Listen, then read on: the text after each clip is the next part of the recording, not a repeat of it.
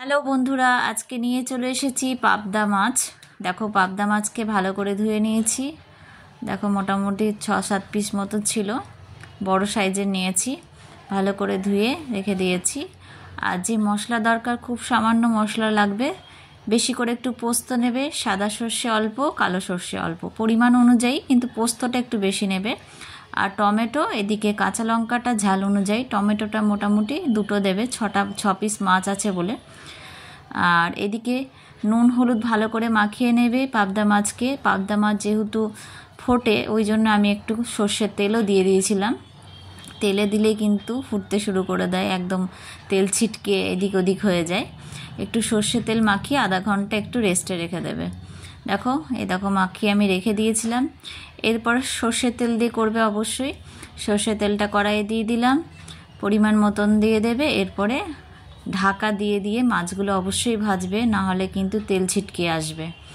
বারবার এক কথা বলে দিচ্ছি তোমাদের বন্ধুরা।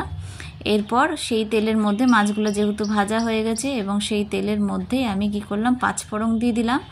আর কালো সর্ষে, সাদা সর্ষে, পোস্ত আর কাঁচা লঙ্কা, টমেটো পুরো মিক্সচার মেশিনে ভালো করে পেস্ট করে দিয়ে দিয়েছি। এরপরে দিয়ে দিচ্ছি হলুদ, পরিমাণ মতো নুন, আর একটু লঙ্কার গুঁড়ো দেবে। যদি ঝাল কম খাও তাহলে কাশ্মীরি লঙ্কার গুঁড়ো দেবে। ভালো করে মশলাটা কষে নেবে, কোনো রকম তেতো হবে না।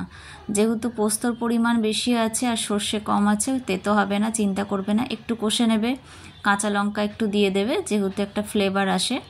ভালো করে কষে নেওয়ার পর দেখো তেল বেরিয়ে এসছে। আর এরপরে আমি যে মশলার জলটা ছিল সেটা পরিমাণ মতো দিয়ে দিয়েছি। একটা একটা করে মাছ দেখো ছেড়ে দিলাম, আস্তে করে ছাড়বে। এরপরে কিন্তু মাছটা যাতে ঝোলটা ভালোভাবে ঢোকে, ওর জন্য একটু ফুটতে দেবে।